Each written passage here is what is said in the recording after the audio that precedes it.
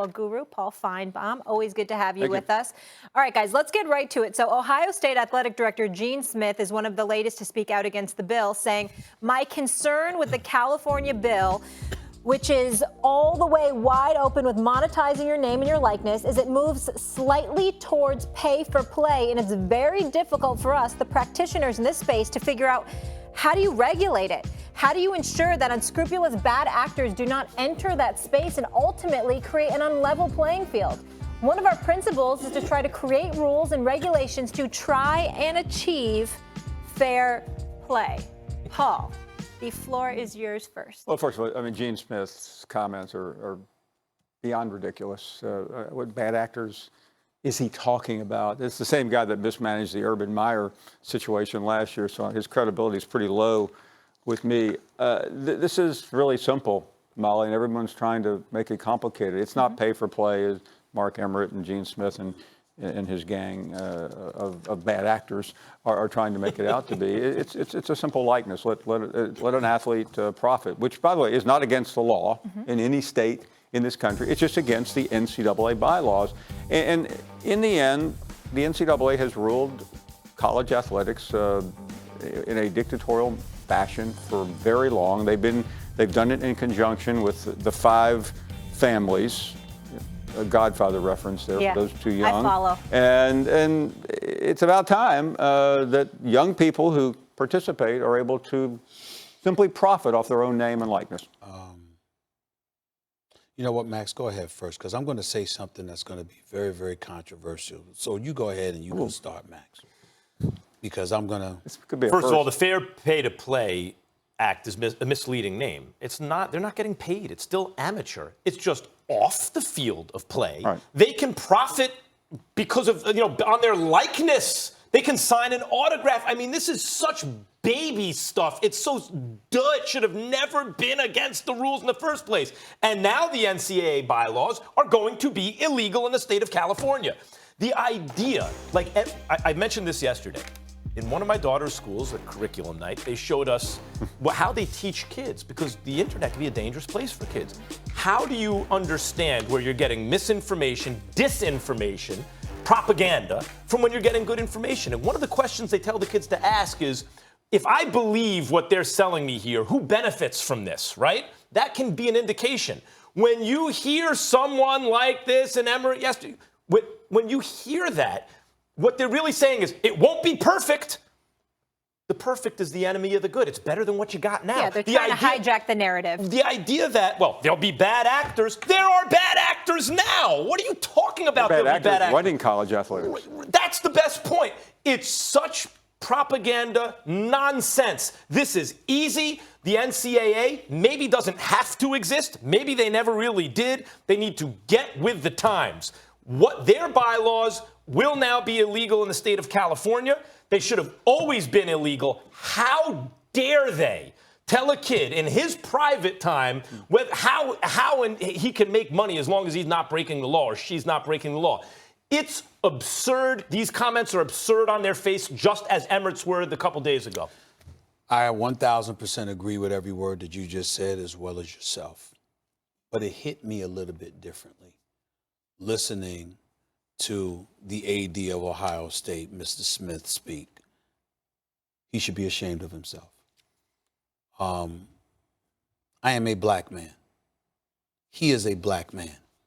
And you know good and damn well that these rules and regulations that have been labeled dictatorial, the primary complainants have been African Americans. Because the sport of football, college football, and college basketball are the 2 revenue-generating sport. And to know this, because as an athletic director, you are in a position to know this better than most. And you know specifically the lives that are affected and have been affected by the institution of the NCAA. You know good and damn well what kind of effect this has had and how many thousands, if not more, African-American lives have been impacted by the dictatorial practices, just rife with hypocrisy that's been going on for decades. And I'm sitting there thinking about it, And I got a question, albeit rhetorical somewhat. Did the NCAA handpick you to come out with that statement? Did you do that of your own volition? Did you ignore your own people and their suffering all of these years?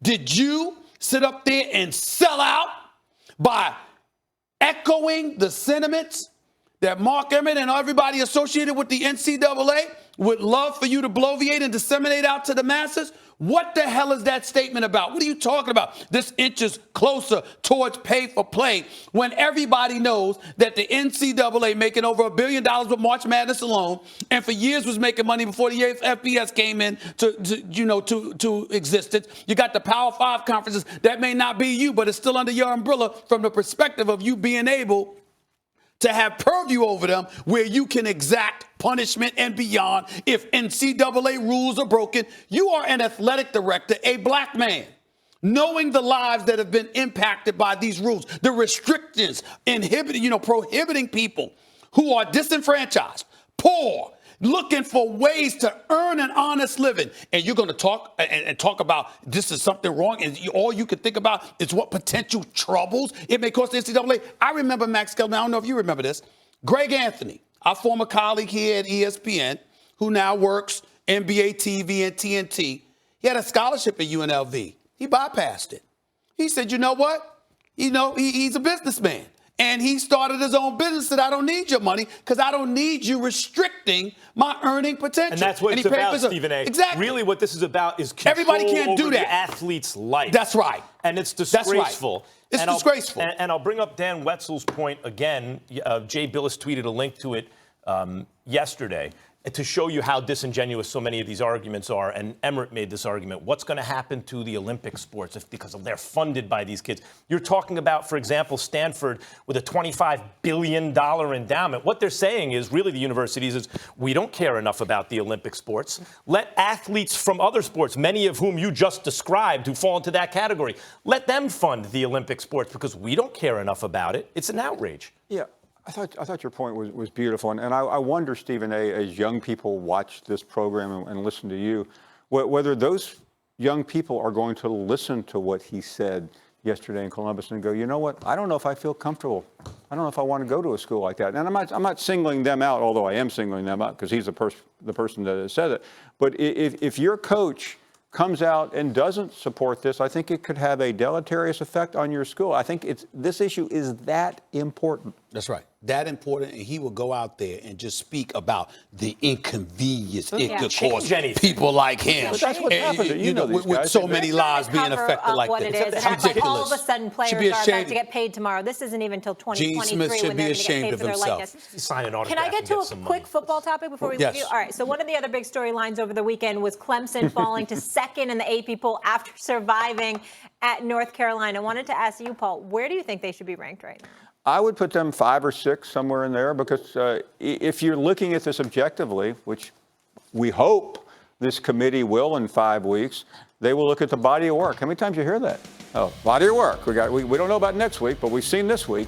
They haven't done anything. They haven't played a decent school.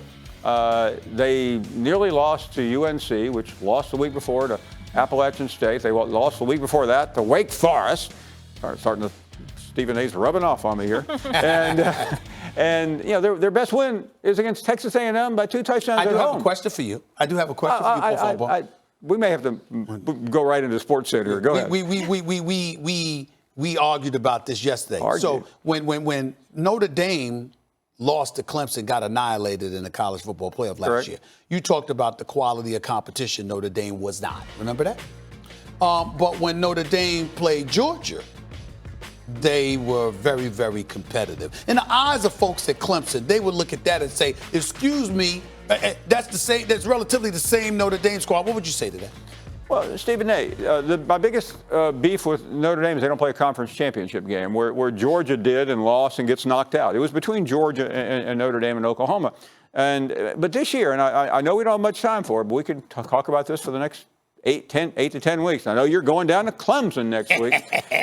But if the season ended today, which it doesn't, Clemson would be left out on my list. And Stephen A. yesterday when we had this conversation, you were trying to tell me, well, look at all they've done. I don't care what they have done in the past. I don't care that they have a 20-game winning streak or a 200-game winning streak. They don't belong right now. And that's all we're talking about. We're talking about 4 here. So when you go down to South Carolina next week, I'm going down. You give them my best. I'm going down. Yeah, I don't know if you might have a little trouble. You showed up down there, Paul Finebaum. Well, if you want to come, we could I get would you love a to car go. service. I We don't. might be able to pull that off Somebody for you. way above my pay grade or your even fine. well, not your You're pay fine. grade. Please. Needs to sign off on that because they would be the only time that Stephen A's ever been with someone that the other person needed more security than he did. You know what? I'm going to work on that. I'm going to try to get Paul Finebaum down to Clemson next week with me. That would be beautiful. All right, Good we'll idea. see. I always like having Paul around. All right, guys, Max destroyed the internet yesterday with his take on Tom Brady. But does Mr. Kellerman have a point about the now game manager? Marcus Spears is about to go off. Don't go Get excited, anywhere. football fans, because the NFL season is in full swing. Can you believe all these storylines from around the league? Which teams make the best case to take home the Lombardi Trophy? Who will rise and who will ultimately fall? We was catching him, unlike Aguilar. He had every snap, pass, and run covered for you with the best voices on television. Stephen A., you were gazing? So for all the best NFL debate, don't miss First Take every weekday at 10 a.m. Eastern.